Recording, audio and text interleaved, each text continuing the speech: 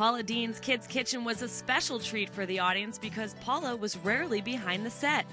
Little chefs enjoyed a full hour of conversation with Paula and plenty of hugs. But you know what? Well, hey, women don't play history, honey. How much do you love coming in and mixing it up with everyone? Oh my goodness, I love it so much. I love it so much I get distracted and I forget to cook.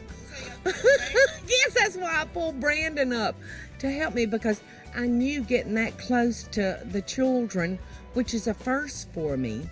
You know, I've always had a child or two dotted in, but for this really to be about the children, you know, I knew I was dead, that I would probably never get to that stove, because I like drowned in their eyes and their smiles. My name's Nicole, and I have the same birthday as you. You were born January the 19th, 1947?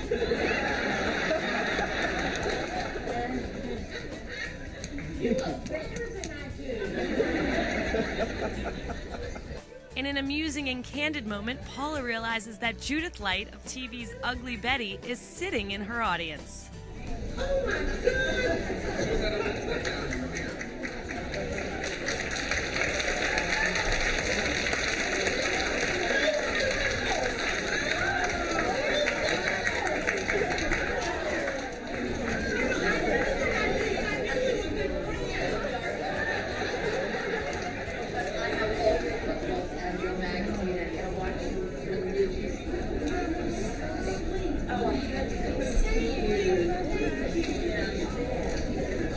When I saw Judith, I thought, oh my gosh, she's a good friend.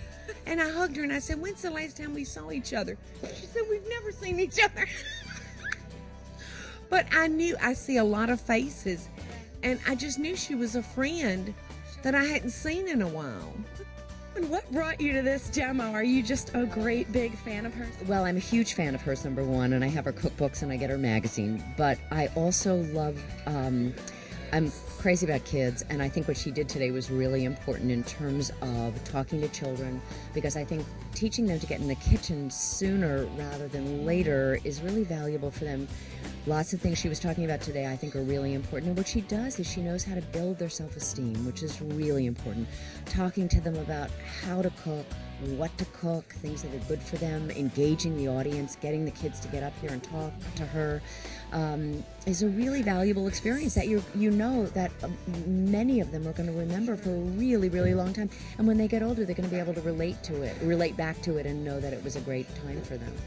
It encourages children who are picky eaters. If they make something, they're so proud of it that they're much more likely to taste it. And I think giving children a project that they can do from start to finish, a lot of us can start things, but then sometimes we never finish them. So it's important that they have that start to finish process. And when they're finished, it's a great self-esteem booster to know that they can do it.